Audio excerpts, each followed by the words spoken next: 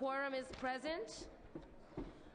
We ask our guests and visitors in the rear of the chamber and in the gallery to please stand for the prayer. We ask our Assembly Chaplain, Father Constantine Papadimos, to offer the day's prayer. Let us pray. Lord, one of the limitations of our modern world is that we are kept so busy that we don't have time for the most important thing in life. As Scripture says, one thing is needed, and that is to sit at your feet, Lord, and to have you as a priority in our lives. When we do that, everything else in life will fall into place. Give us the wisdom and show us how to manage our time, because you long to be good to those who are looking for your goodness. Amen. We ask our guests and visitors to continue to stand and join us for the flag salute. We ask Assembly Member Silva to lead us in the pledge. Mr. Silva.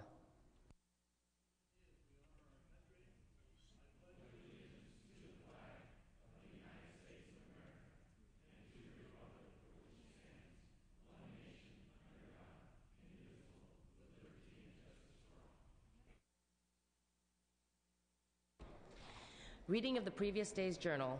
Assembly Chamber, Sacramento, Thursday, July 1st, 2010. Assembly met at 9 a.m. Honorable Phenom Moss, Speaker Pro Tem of the Assembly, Presiding Chief Clerk Delson Wilson at the desk. Assistant Clerk Timothy Moreland reading. The roll was called. Adams, Amiano, Anderson, Arambula, Bass, Bell, Bill Berryhill, Tom Berryhill, Blakesley, Block, Blumenfield, Bradford, Brownlee, Buchanan, Caballero, Calderon, Carter, Chesborough, Conway, Cook, Cotto, Davis, De La Torre, De Leon, DeVore, Ing, Evans, Fuhrer, Fletcher, Fong, Fuentes, Fuller, Furutani, Gaines, Gaggiani, Garrett, Gatto, Gilmore, Hagman, Hall, Harkey, Hayashi, Hernandez, Hill, Huber, Huffman, Jeffries, Jones, Knight, Liu, Logue, Lowenthal, Ms. Evan moves and Mr. Hagman seconds that the reading of the previous day's journal be dispensed with. Presentations of petitions, there are none. Introduction and reference of bills will be deferred. Report of committees will be deemed read and amendments deemed adopted. Messages from the governor, there are none. Messages from the Senate, there are none. Motions and resolutions. The absences for the day will be deemed read and printed in the journal.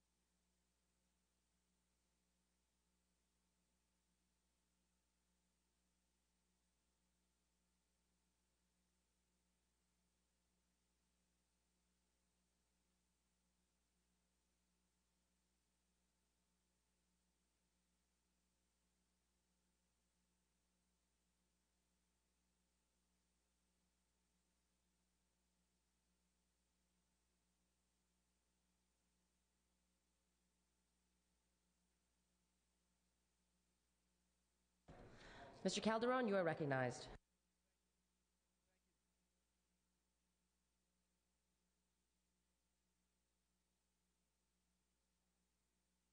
Can you give me a mic, please? All right. Yes, Madam Speaker. I request unanimous consent under motions and resolutions to allow Assembly members Bell, Davis, Nielsen, and Smythe to speak on adjourned memory today. Without objection. Also, I request unanimous consent to withdraw SB 1176 by Mr. Onestad from Appropriations Committee and order the bill to second reading as it is no longer a fiscal bill. Without objection. Also, request unanimous consent to recall AB 2780 from the Assembly Insurance Committee from engrossing and enrolling and to return it to the Senate for further action at the request of the author. Without objection. At the request of the author, I move to return AB 2632 Davis to the Senate for further action. Clerk will note.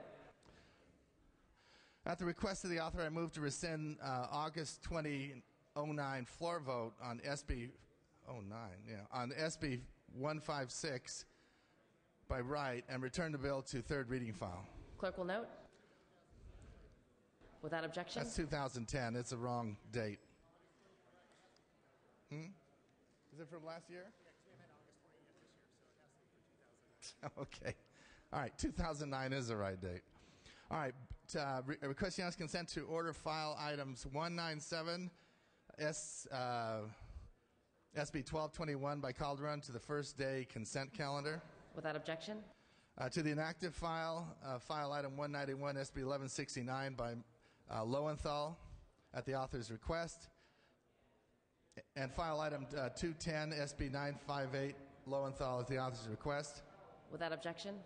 To remove a request, a move to remove from the consent calendar the following items, all at the request of the author, except for file item 229, SB 127 by Calderon.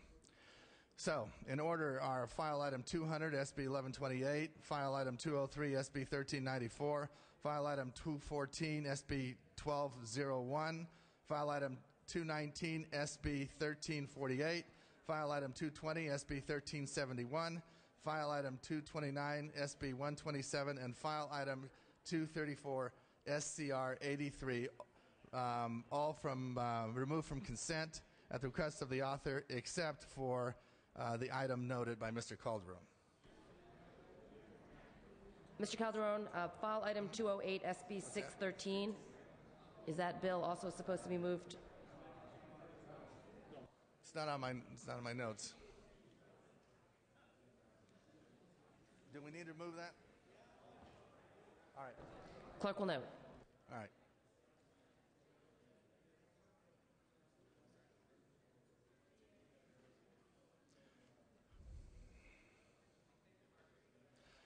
Also, I move to remove from the inactive file from second and third reading file. At the request of the author, I give one-day notice of intent to remove the following bills from the inactive file. File item A29, SB 842 by Senate Local Government. File item A30, SB 843 by Senate Local Government. And file item A32, ACR 154 by Mr. Fuentes. One-day notice. Yes, one-day notice.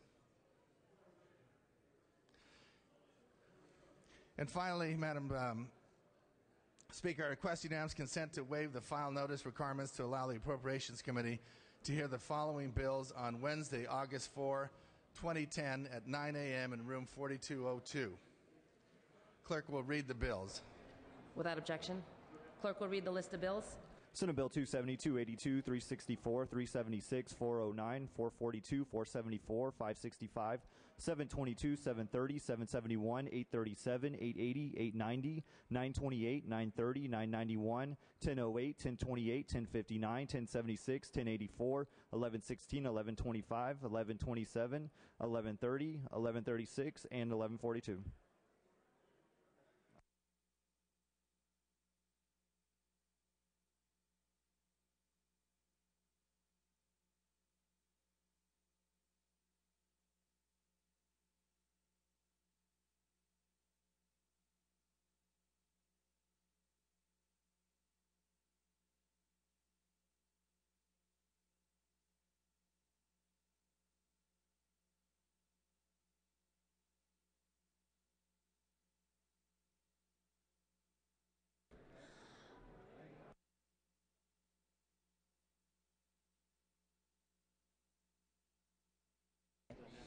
Business on the daily file, second reading. The clerk will read.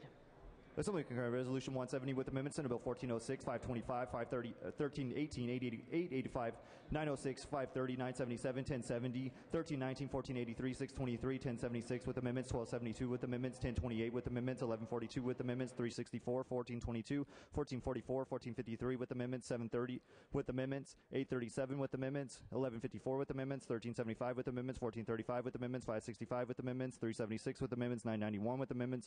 1179 with amendments. 4 409 with amendments, 1214 with amendments, 194 with amendments, 1456 with amendments, 928 with amendments, 929 with amendments, 1084 with amendments, 1351 with amendments, 1427 with amendments, 105 with amendments, 1476 with amendments, 1157 with amendments, 282 with amendments, 586 with amendments, 1130 with amendments, 1484 with amendments, 442 with amendments, 474 with amendments, SJR 22 with amendments, Senate Bill 771 with amendments, 1127, 722, 1392 with amendments, 1072 with amendments, 1125 with amendments, 972 with amendments, 877 with amendments, 1268 with amendments, 1482 with amendments, 880 with amendments, 1008 with amendments, 1417 with amendments, 890 with amendments, 1146 with amendments, 1192 with amendments, 930 with amendments, 1059 with amendments, 1116 with amendments, 1193 with amendments, 1285 with amendments, 1298 with amendments, 1317 with amendments, 1380 with amendments, 1381 with amendments, 1396 with amendments, 1413 with amendments, 1353 with amendments, 1136 with amendments, 1278 with amendments, 1432 with amendments, 270 with amendments,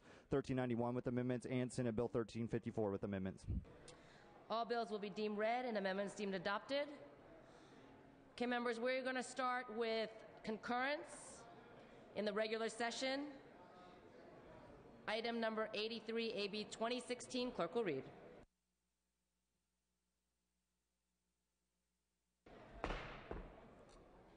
Members, we're going to start with business on the daily file.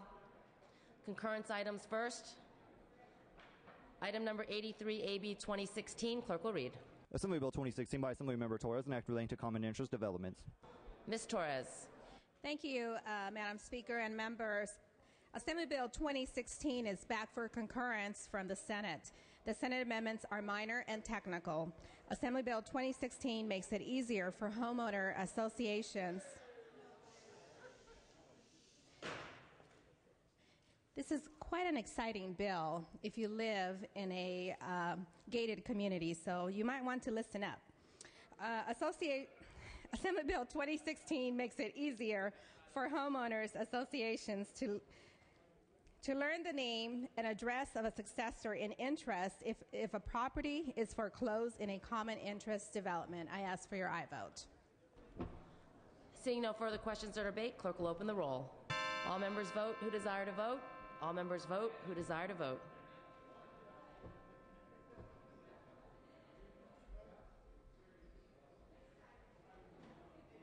Clerk will close the roll, tally the votes. Ayes 57, no 0. Measure passes.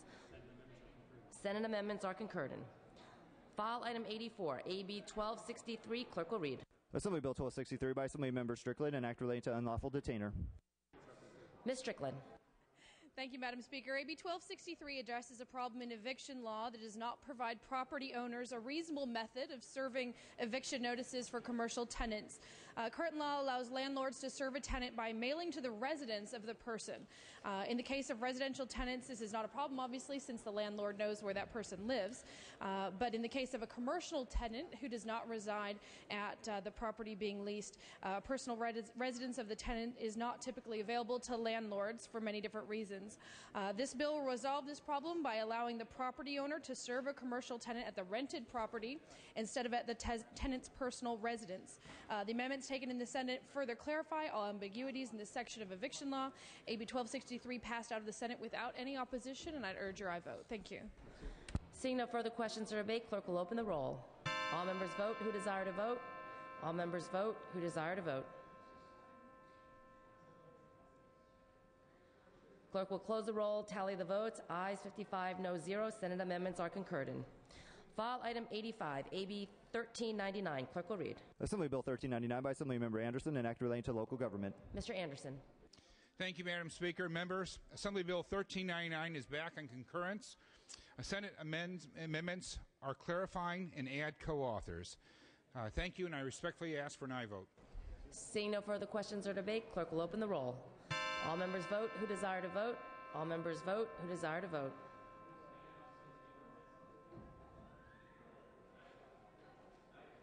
Clerk will close the roll, tally the votes. Ayes 55, no 0. Senate amendments are concurred in.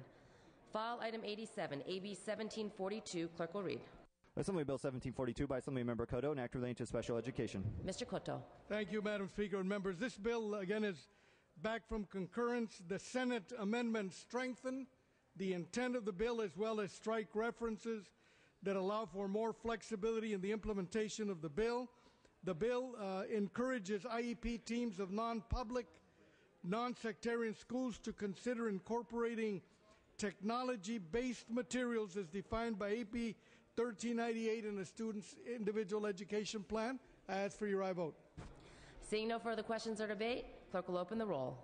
All members vote who desire to vote. All members vote who desire to vote.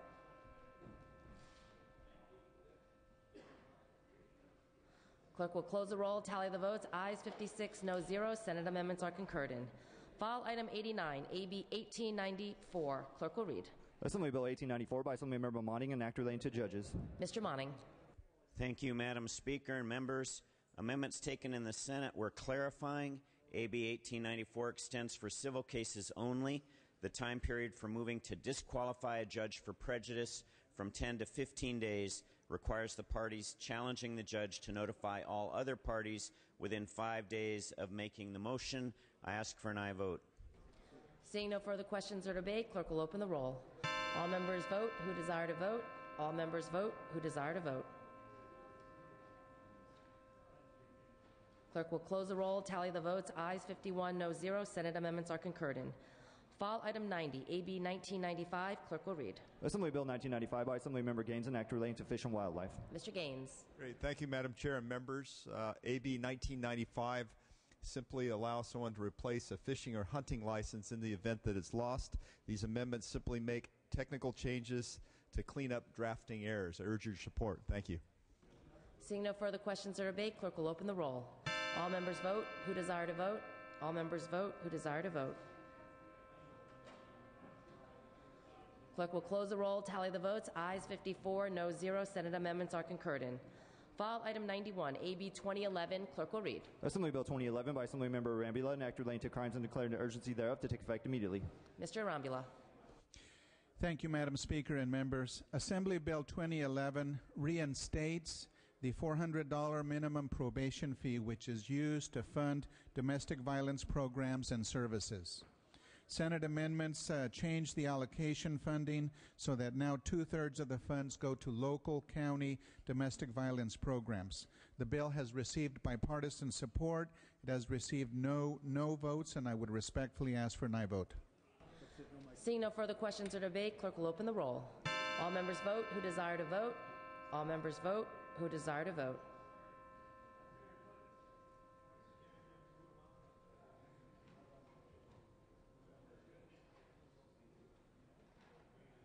Clerk will close the roll, tally the votes. Ayes 56, no 0. Senate amendments are concurred in.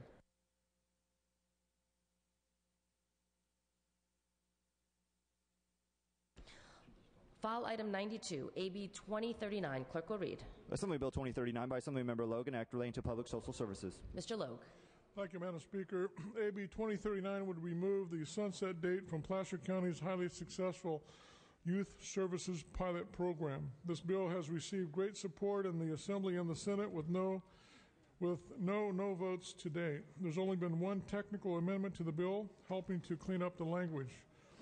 Placer County's Youth Services Program is outstanding and deserves to be made permanent. I respectfully request your aye vote on this measure that has helped so many children and families. Thank you. Seeing no further questions or debate, clerk will open the roll. All members vote who desire to vote. All members vote who desire to vote. Clerk will close the roll, tally the votes. Ayes 57, no 0. Senate amendments are concurred in. File item 93, AB 2067. Clerk will read. Assembly Bill 2067 by Assemblymember Bonnie Lowenthal, an act relating to vehicles. Ms. Lowenthal. Thank you, Madam Speaker and members. AB 2067 allows the City of Long Beach to adopt an ordinance with the support of a traffic study permitting vehicles in the peninsula area of the city to park in both directions on certain streets. AB 2067 was amended in the Senate to limit this law to a 3-year pilot program. AB 2067 has had no votes and has no opposition. AB 2067 is a district bill sponsored by the City of Long Beach. I ask for your aye vote. Seeing no further questions or debate, clerk will open the roll. All members vote who desire to vote. All members vote who desire to vote. Clerk will close the roll, tally the votes. Ayes 58, no 0. Senate amendments are concurred in. File item 94, AB 2177. Clerk will read. Assembly Bill 2177 by Assemblymember Bell, an act relating to taxation. Mr. Bell. Thank you, Madam Speaker. Members, AB 2177 allows electronic communications in lieu of postage for the Franchise Tax Board and is back for concurrence. The amendments taken in the Senate were simply to add co-authors. Urge an aye vote. Seeing no further questions or debate, clerk will open the roll. All members vote who desire to vote. All members vote who desire to vote. Clerk will close the roll, tally the votes. Ayes 58, no 0. Senate amendments are concurred in. File item 95, AB 2314. Clerk will read. Assembly Bill 2314 by Assemblymember Block, an act relating to taxation. Mr. Block. Thank you, Madam Speaker. AB 2314, jointly authored by Assemblymember Knight, will make certain California disabled veterans receive a special property tax exemption that is available to them. This bill will give all disabled veterans at least 90 days to file a claim instead of 30 days. Amendments in the Senate made a technical change and added co-authors. The bill is sponsored by the Board of Equalization and has received wide bipartisan support. I ask for an aye vote. Seeing no further questions or debate, clerk will open the roll. All members vote who desire to vote. All members vote who desire to vote. Clerk will close the roll, tally the votes. Ayes 61, no 0. Senate amendments are concurred in. File item 96, AB 2386. Clerk will read. Assembly Bill 2386 by Assemblymember Gilmore, an act relating to the armed forces. Mr. Gilmore. Thank you, Madam Speaker. Members, AB 2386 modifies existing federal law and will permit a civilian hospital to enter an agreement with the United States Armed Forces for the purposes of providing medical care. It has received no opposition. It has full support on both sides of the aisle. I respectfully ask for your aye vote. Thank you. Seeing no further questions or debate, clerk will open the roll. All members vote who desire to vote. All members vote who desire to vote. Clerk will close the roll, tally the votes. Ayes 59, no 0. Senate amendments are concurred in.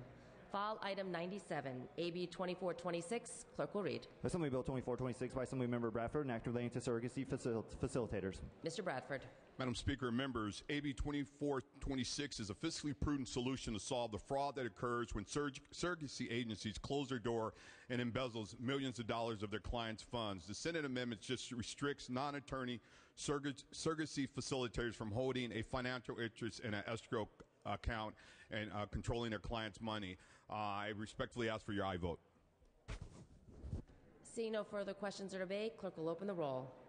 All members vote who desire to vote. All members vote who desire to vote. Clerk will close the roll, tally the votes. Ayes 61, no 0. Senate amendments are concurred in.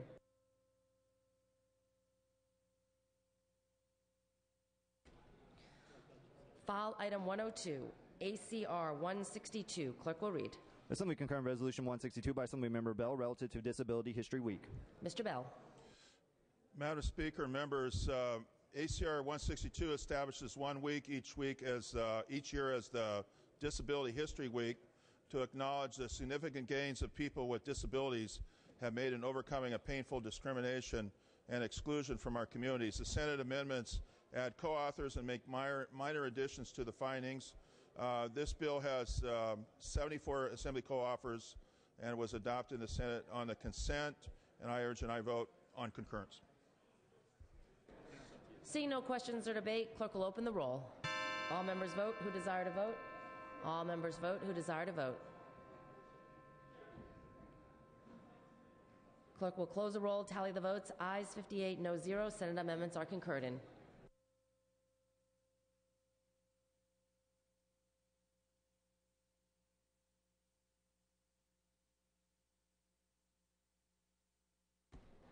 Okay, members, we're going to go to Senate third reading.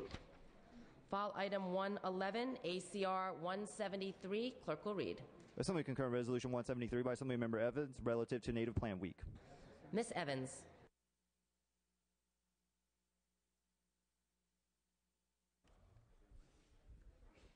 Thank you, Madam Speaker. This bill is ACR 173. It recognizes the importance of native plants to California's history, economy, and our environment. And accordingly, it proclaims the third week of April, which also happens to be my birthday, as California Native Plant Week. California is home to over 6,000 native plant species, subspecies, and varieties. And if you go into my office, you'll see a wonderful bouquet of native plants. They're quite beautiful. And so it's appropriate that we encourage Californians to better understand the history and appreciate the beauty and recognize the significance of our native plants.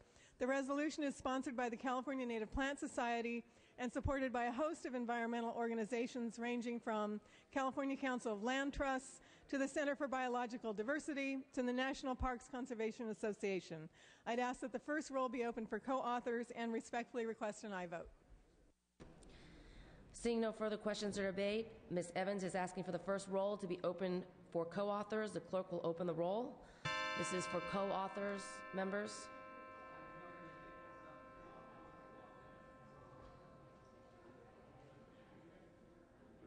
Please note that there are 35 co-authors.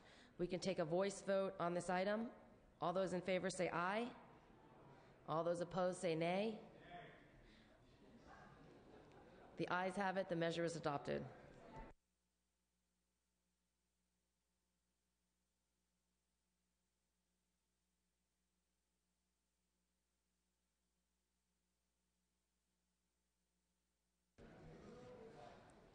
I apologize. That last bill was on Assembly third reading, and now we are going to Senate third reading.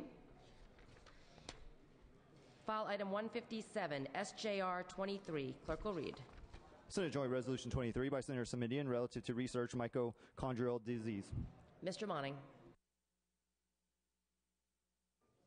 Thank you, Madam Speaker. Members, mitochondria are structures located within human cells that convert oxygen and calories into the energy needed to sustain human life. A mitochondrial disease is a dysfunction that can shut down some or all of the mitochondria, cutting off the essential energy supply to the cells. Mitochondrial dysfunction has been linked to diseases like Parkinson's disease, amyotrophic lateral sclerosis, and autism spectrum disorder. There is no cure. Research is essential in finding treatments for these diseases. SJR 23 urges the President and Congress of the United States to take federal action necessary to support research into mitochondrial disease.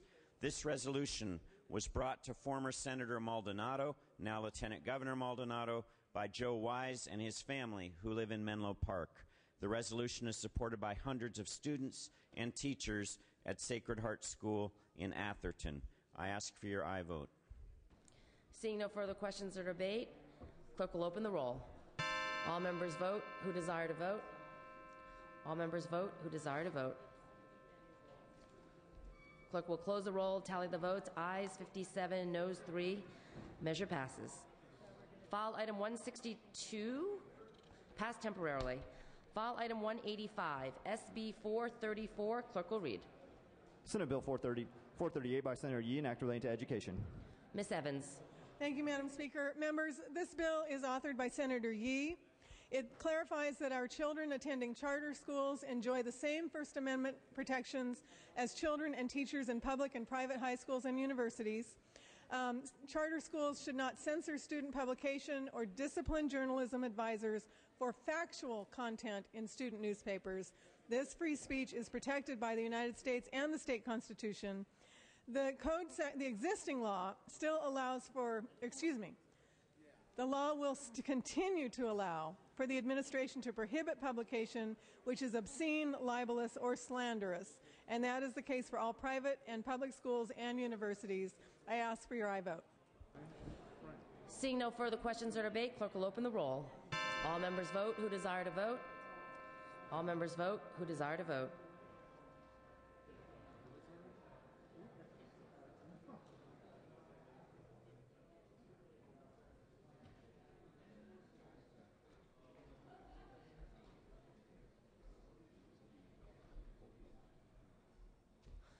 Ms. Evans moves a call. File item 189, SB 1050. Clerk will read. Senate Bill 1050 by Senator Yee, an act relating to the healing arts. Ms. Hayashi.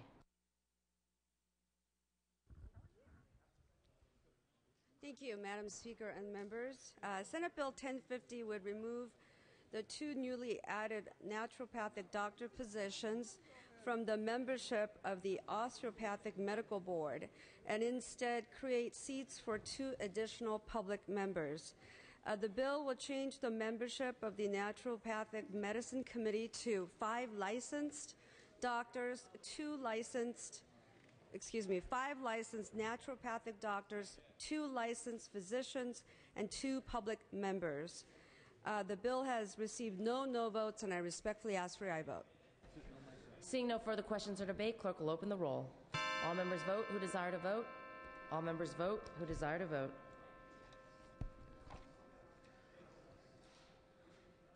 Clerk will close the roll, tally the votes. Ayes 63, no 0. Measure passes. File item 195, SB 1486. Clerk will read. Senate Bill 1486 by the Senate Committee on Governmental Organization and Act relating to horse racing. Mr. Cotto. Yes, thank you, Madam Speaker. Members, this is a Senate GO committee bill. This is a cleanup bill eliminating obsolete language left in statute from as far back as 1993. This bill has received no votes. I respectfully ask for your aye vote. Seeing no further questions or debate, clerk will open the roll. All members vote who desire to vote. All members vote who desire to vote. Clerk will close the roll, tally the votes. Ayes 65, no 0. Measure passes.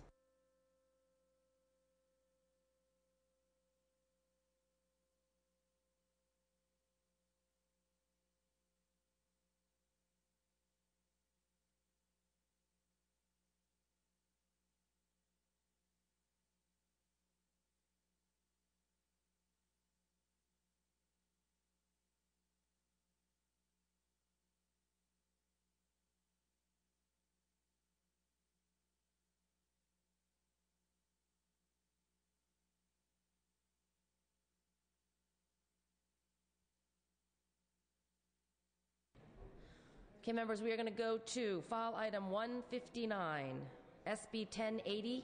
Clerk will read. Senate Bill 1080 by the Senate Committee on Public Safety and Act relating to non-substantive reorganization of deadly weapon statutes. Mr. Amiano.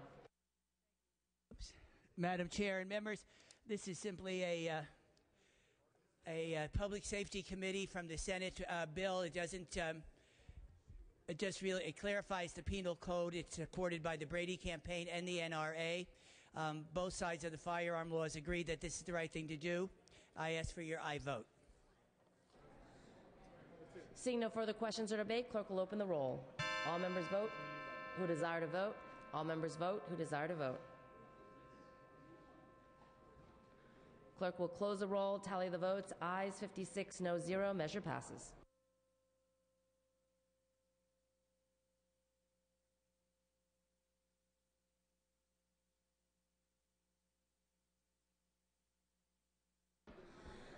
File item 160, SB 1115. Clerk will read.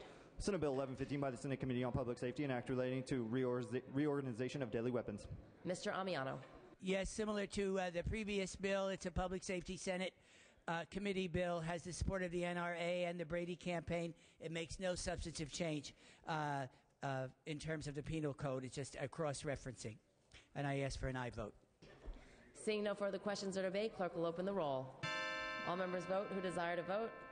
All members vote who desire to vote. Clerk will close the roll, tally the votes. Ayes 62, no 0. Measure passes.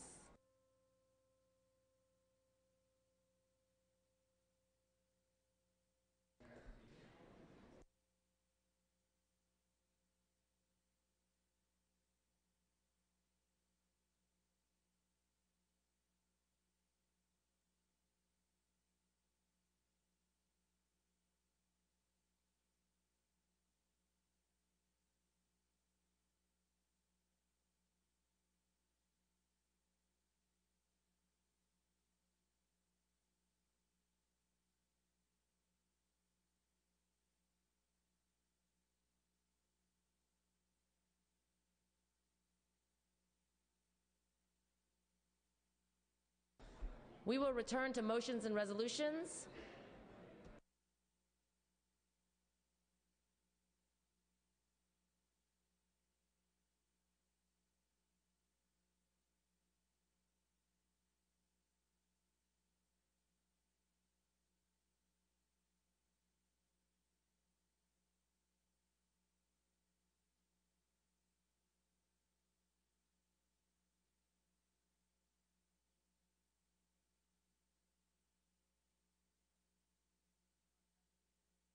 Mr. Calderon. Yeah, I request, or I move to remove file item 204 SB 1401 from the consent calendar and place it on the inactive file. Without objection. Also, with respect to the inactive file, at the request of the author, I want to give one-day notice of intent to remove some more bills from the inactive file. Item A2, SB 872, and item A38, SB 1096. One-day notice. And also to remove from the inactive file, file item 208, SB 613, by Mr. Harmon, at Mr. Harmon's request.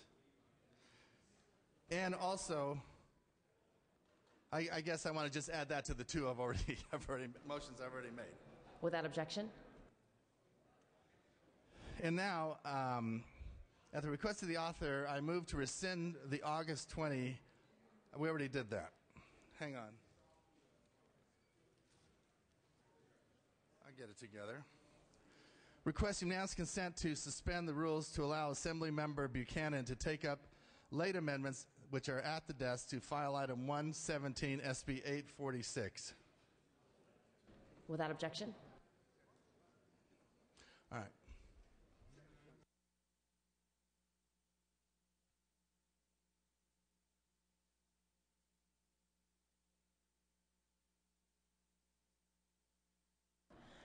Permission has been granted for Assemblymember Buchanan to take up late amendments to file item 117 SB 846 related to the budget.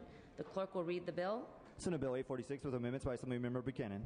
Ms. Buchanan, you may open on the amendments. Thank you, Madam Chair and members. The proposed amendments to SB 846 delete the current version of the bill and add language to ratify the provisions of a MOU between the state and the following three bargaining units. The Highway Patrol, represented exclusively by the California Association of Highway Patrolmen. Craft and Maintenance, represented exclusively by the International Union of Operating Engineers. And Psychiatric Technicians, represented exclusively by the California Association of Psychiatric Technicians. The amendments will require new employees as specified to receive a retirement benefit based on the highest average 3 years of compensation instead of the highest 1 year.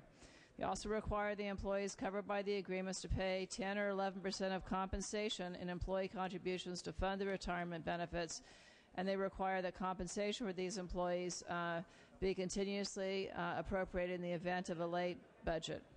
I respectfully ask for your aye vote. Seeing no further questions or debate, and without objection, we will take a voice vote on the amendments. All those in favor say aye. All those opposed say nay. The ayes have it. The amendments are adopted, out to print and back on file. Mr. Calderon. Yes, under motions and resolutions, I request unanimous consent to allow the Public Employees Retirement and Social Security Committee to meet and hear SB 846 on Tuesday, August 3rd. It was re-referred.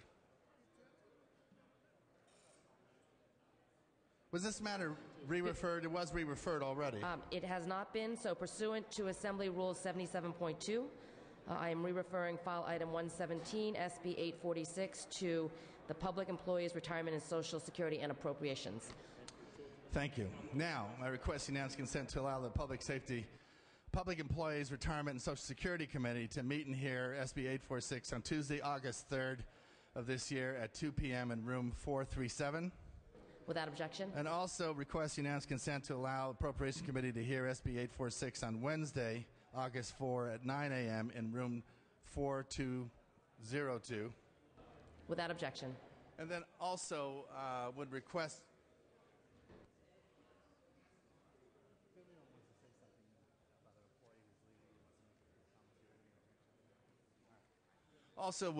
unanimous consent to allow Mr. De Leon to make a few congratulatory comments.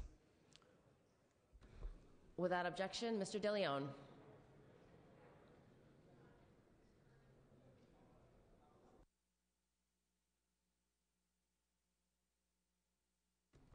Passed temporarily.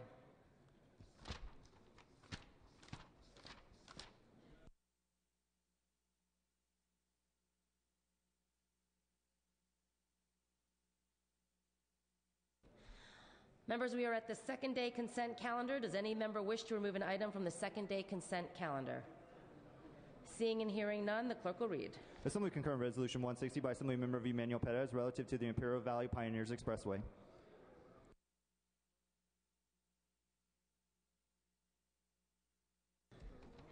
Clerk will open the roll. All members vote who desire to vote. All members vote who desire to vote.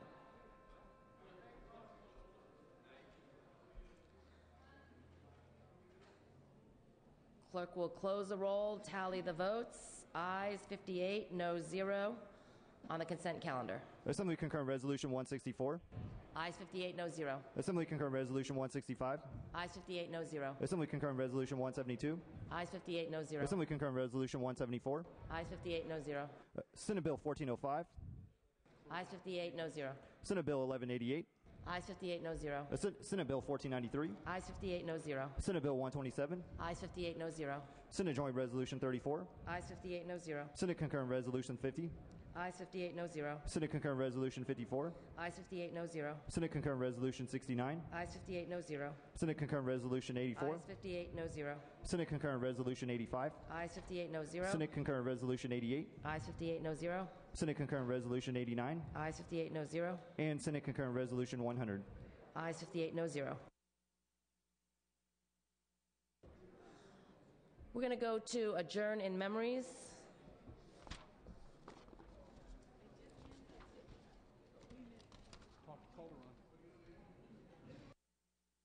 Our first adjourn in memory will be Mr. Jim Bell. Mr. Bell? Okay. Pass. Mr. Davis. Mr. Davis, do you have an adjourn in memory today? Mr. Davis. Thank you, Madam Speaker and members. Today I rise to adjourn in memory of Dorothy Elizabeth Watson, who is the mother of Congresswoman Diane Watson. Dorothy Watson was born January 4th, 1910 in Chicago, Illinois, to Belle and James Lyle O'Neill. She was the third of 8 children. Not long after birth, Dorothy's parents moved west to improve the educational opportunities of their children. Unfortunately, not long after their arrival, her father died as a result of a chronic asthmatic condition. After his death, Dorothy's mother, Belle, a surgical nurse at the Los Angeles General Hospital, left Dorothy in charge of her younger sisters and brothers. She literally ran the household, getting her siblings and herself off to school. While living in Watts, Dorothy graduated from Compton High School, and she, with the family, moved back to the central Los Angeles area where her younger siblings graduated from Jefferson High School. With a strong orientation towards higher education, Dorothy would enroll in Los Angeles City College with an admission number of 1,003, the third ever student. She joined the Ivy Leagues, attending and joining the Alpha Kappa Alpha sorority to follow in the footsteps of her older sister, Juanita Robin, founder of Alpha Gamma chapter at UCLA. However, she met a tall, good-looking dandy from Kansas City, Bill Watson, who she would marry shortly before he became one of the first African-American police officers in the Los Angeles Police Department. During World War II, a divorced Dorothy went to work for Terminal Annex United States Post Office, where she would work as a postal clerk for the next 34 years. She put all of her children through college and returned to graduate from Los Angeles City College with her youngest child, Patsy, in 1958. Along with Barbara and Diane, she built a 10-unit garden apartment building where the family lived until moving away to their individual homes. In the late 1990s, Dorothy, long retired, would move along with her sister Pauline into the home of her daughter, Diane, Congresswoman Watson, where she would remain. Dorothy was a proud Methodist and was one of the organizers of Holman United Methodist Church, where she was an active member until her health failed. Dorothy Elizabeth Watson passed peacefully early Sunday morning, July 25, 2010, at the Bella View Hospital in Pasadena, California, Bella Vista Hospital in Pasadena, California. She was preceded in death by her oldest daughter, Barbara Coleman, in 1994. Her full and rich life will be remembered by her remaining 3 children, Congresswoman Diane E. Watson, William Billy Boy Watson, and Patricia Patsy Bradfield David. Her grandchildren, William, Ryan, Cicely, Casta, Lyles, Alextra, Chitera, Iris, Mallory, Kim, Lynn, Bradford, Sherilyn, Crystalline, and other extended family members cherish her memory. And on behalf of Congresswoman Diane Watson, and for all of those of us in the Los Angeles delegation and to this great august body, we will truly and surely miss Mrs. Dorothy Elizabeth Watson, who was a mainstay at many of the community events around Los Angeles. I ask you to join us in this adjourned memory. Thank you. Mr. Nielsen. Madam Speaker, ladies and gentlemen of the Assembly, I do have 3, and I will be very brief. My brevity does not give any indication of the magnificent accomplishments of these individuals. 2 were true legends in California agriculture: Eldon Lundberg of Richvale, a good neighbor and friend of former Assemblyman and soon-to-be Senator Doug LaMalfa, a pioneer with his family in the rice industry, a true gentleman, a pillar of his community. He will be sorely lost. Another farmer from the Woodland area, Jack Meek, also passed this month at age 90. Air Force Corsair pilot during World War II, awarded the Bronze Star for his bravery in action.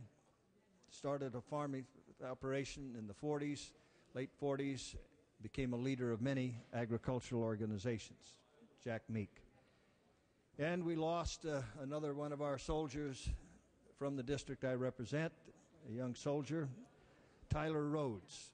He lived in Bernie and was raised in that very small community. And symbolic of the reverence that people held for him when his body arrived in Reading, citizens of Reading lined the road as his casket traveled by, headed up to Bernie.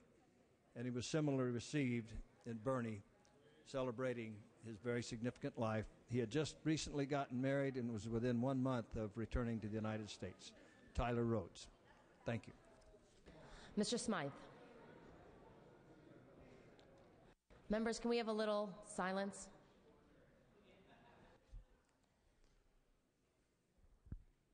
Thank you, Madam Speaker and members, and I appreciate your attention as we adjourn today in memory of a former colleague of many of you here in this House, and that is my predecessor, Dr. Keith Richmond. Dr. Richmond represented the 38th Assembly District from 2000 to 2006 and passed away on Friday night after a brief but courageous battle against brain cancer. He was 56 years old.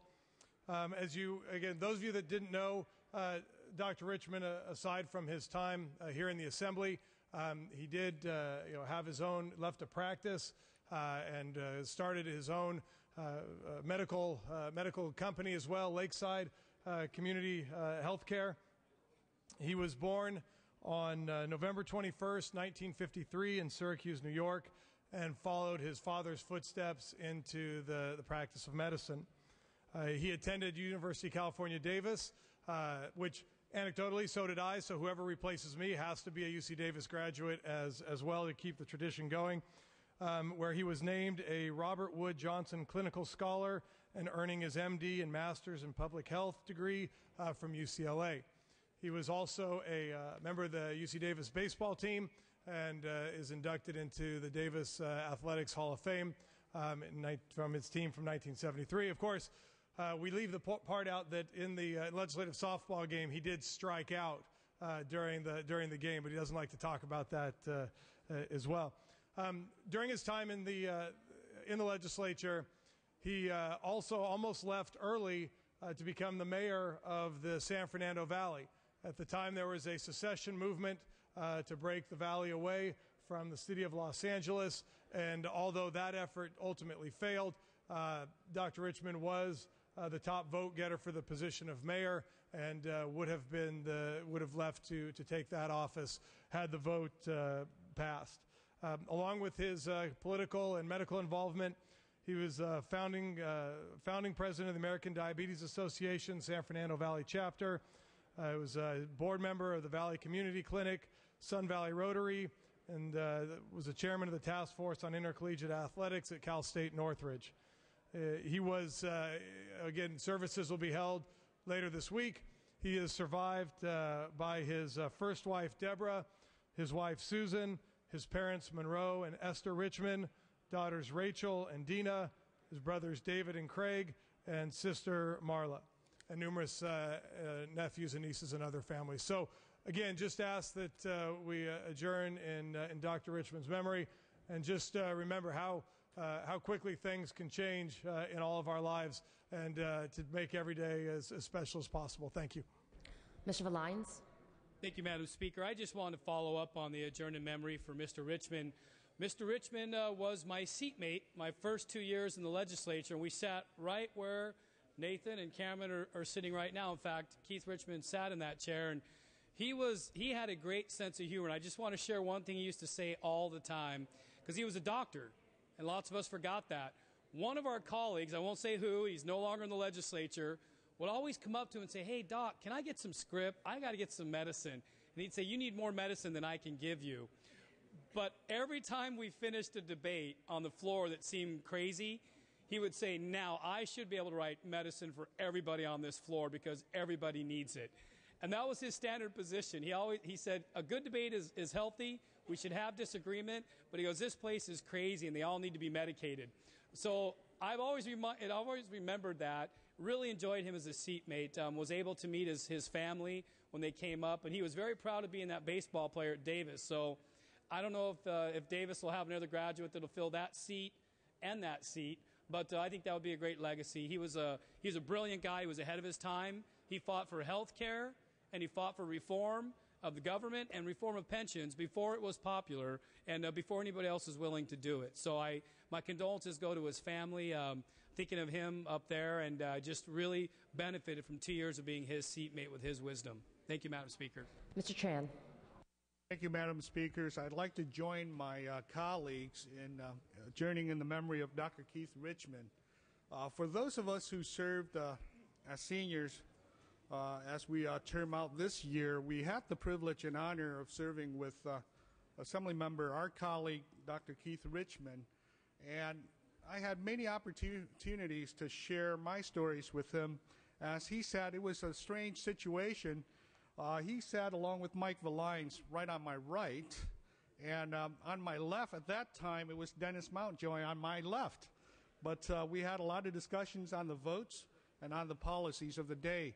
Dr. Richmond, Keith has always wanted to come to Sacramento, not to do politics, but more on the policy. And he is very well versed on the issues, very dedicated on the policies that he's advocating and pushing for the time that he was up here. He was one of those rare specialists, a doctor, but also a policymaker, a student and a teacher in the art of politics and policy as well. And he's been very successful and effective up here in Sacramento. He's been able to work across the aisle.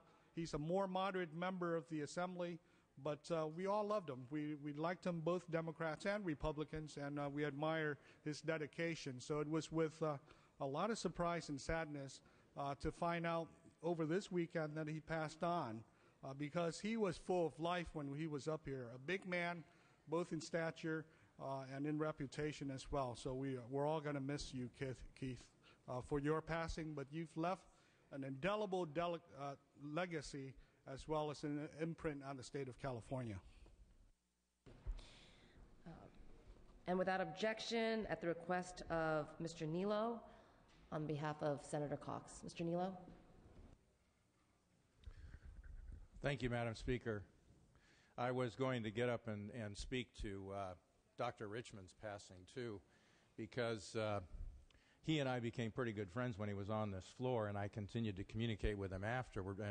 And really my point was going to be that I am particularly fond of people who can be difficult people.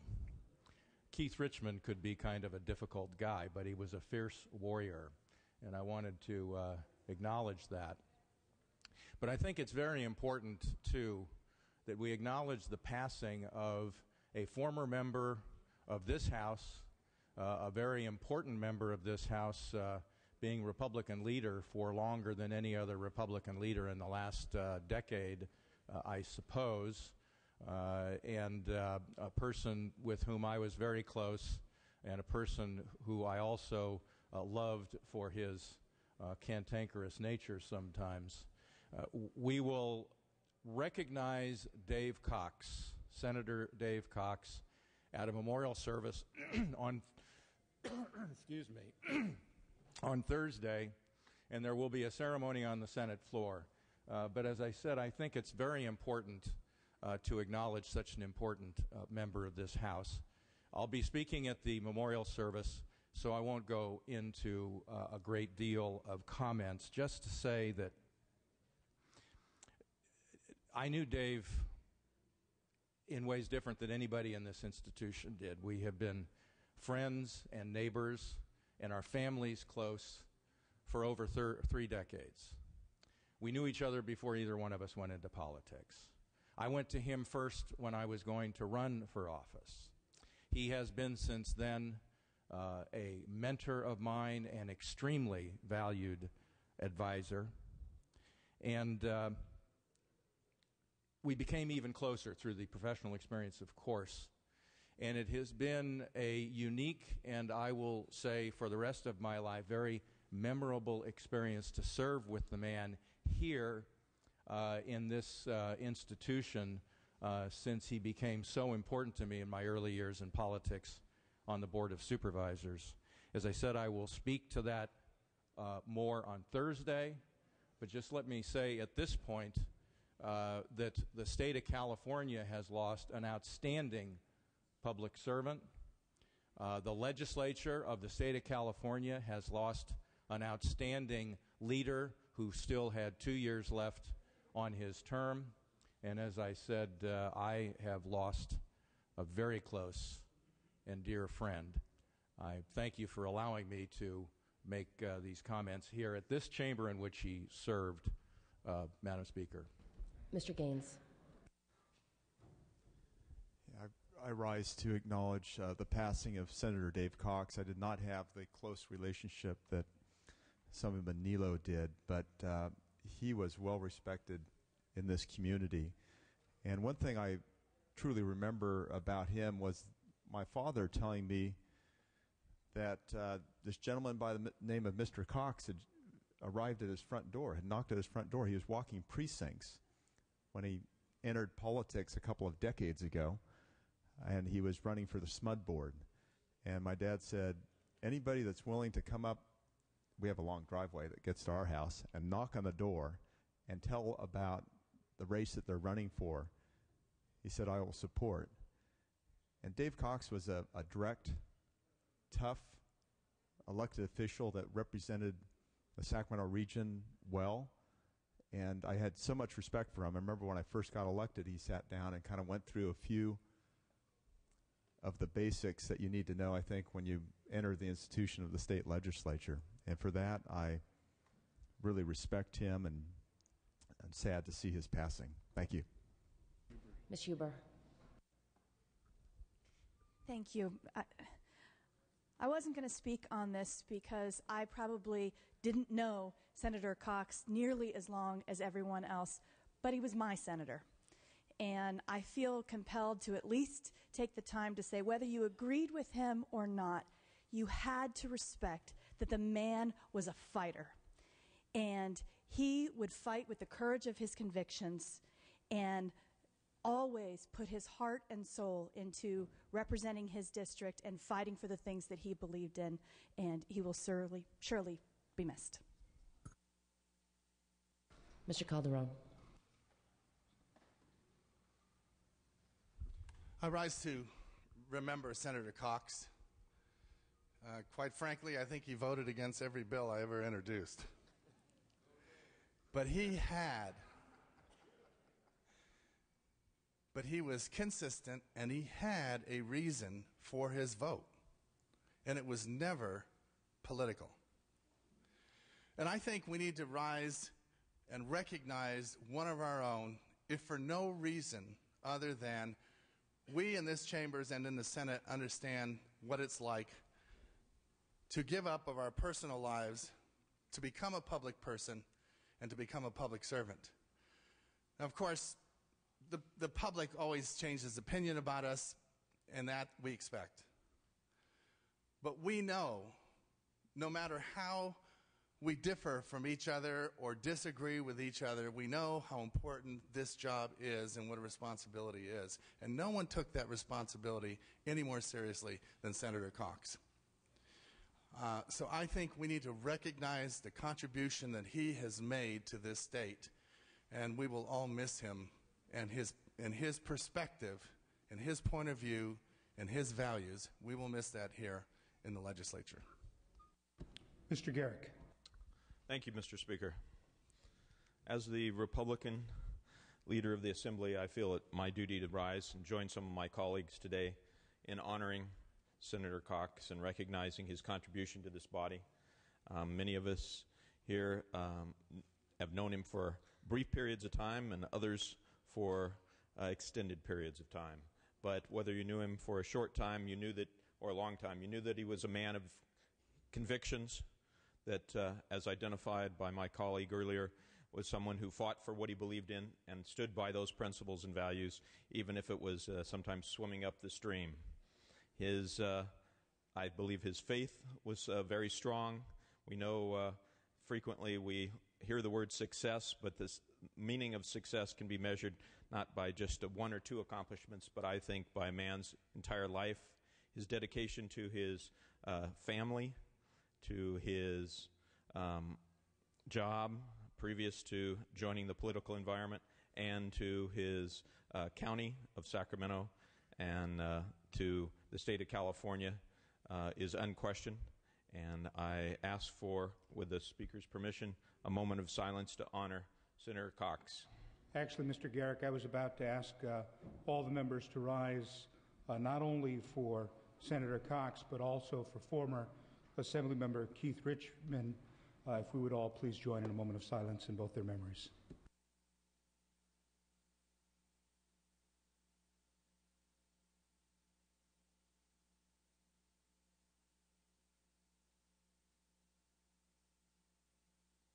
You may be seated.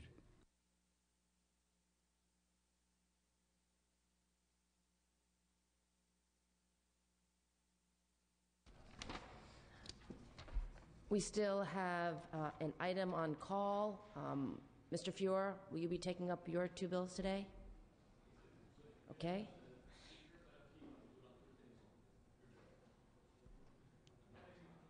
Okay, let's have Mr. Fuhr take up his two bills. File item 98, AB 2486. Clerk will read. Assembly Bill 2486 by Assemblymember Fuhr, an act relating to social host liability. Mr. Fuhr. Thank you very much, Madam Speaker. This bill is here on concurrence. It received broad bipartisan support when it was here previously. This is the Teen Alcohol Safety Act of 2010. Recall, this is the bill that would allow for social host liability to be imposed on an adult who provides alcohol to a minor in their home. It arises from tragedies that we have heard reported throughout the state of California, and has as one goal to deter adults from providing alcohol to underage kids so we can prevent needless tragedies from occurring in the future. I've very much appreciated the breadth of support on this floor when this bill came here the first time, and I urge that there be bipartisan support continued for this important legislation, of which Mr. Tran is a co-author. Thank you. Mr. Norby. I rise in opposition to this. I may be the only one. I hope that some of you will listen to, with an open mind to my argument. All of our laws are based on an 18-year-old being an adult. 18-year-olds are tried as adults for the consequences of their actions. In some cases, we lower the age even to 16 for murder, a person being tried as an adult. Under this bill, a 20-year-old, a person who's 20 years old, would not be tried as an adult for the consequences of his behavior. But the adult of the house, another adult who's over 21 years old, would be tried for the consequences of a legal adult. This is called the teen, well, the word teen is in there somewhere, but it's mistitled. At 18 years of age, people are adults. Now, they still may be teenagers, 18, 19. Certainly a 20-year-old is not a teenager. And under this law, your 21-year-old son could come home from college for a Christmas party at your house. There could be a lot of people there, could have a friend who's maybe 2 or 3 weeks shy of their 20th birthday, and that person may have had a few too many drinks and would go out, and you're then suddenly responsible for that person's behavior. This infantilizes people between the ages of 18 and 20, when they should be responsible for their own actions as they are in all other cases. So if we're going to try a 16-year-old for murder as an adult, certainly we ought to be able to try a 20-year-old for the consequences of their behavior as well. Mr. Fuhrer, would you like to close? Thank you, Madam Speaker. I would. I just want to say this bill does nothing to inhibit liability being placed on anyone. What it does do is to say to adults, before you provide alcohol to a kid who this legislature continues to believe is not of legal age to have alcohol, that provision of alcohol to that kid, should a tragedy occur, should give rise to some responsibility. And the hope is that that responsibility will deter adults from doing so in the future and avert tragedies that have occurred in Mr. Nielsen's district and other places across the state from which this bill arises. I urge an aye vote. Seeing no further questions or debate, clerk will open the roll. All members vote who desire to vote. All members vote who desire to vote.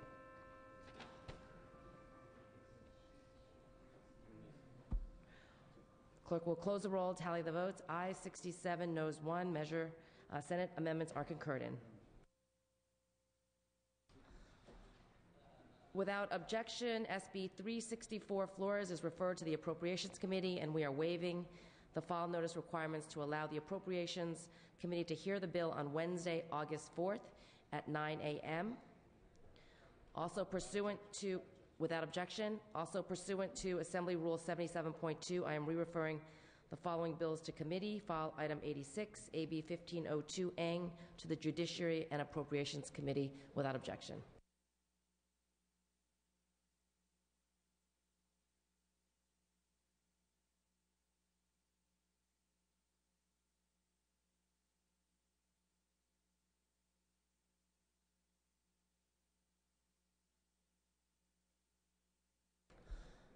Okay, members, we're going to lift the call on file item 185, SB 438. Clerk will post. All members vote who desire to vote. All members vote who desire to vote. Clerk will close the roll, tally the votes. Ayes 50, noes 19.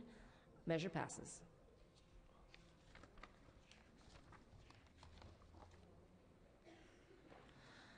The schedule for this week, is as follows. Tomorrow, Tuesday, check-in. Wednesday, August 4th, check-in. Session Thursday, August 5th. Will start at 8:30 a.m. sharp. 8:30 a.m. Thursday session this Thursday, August 5th. I am ready to entertain a motion to adjourn. Mr. Calderon moves. Mr. Garrick seconds. That this House stands adjourned until Thursday, August 5th at 8:30 a.m. sharp. Quorum call is lifted.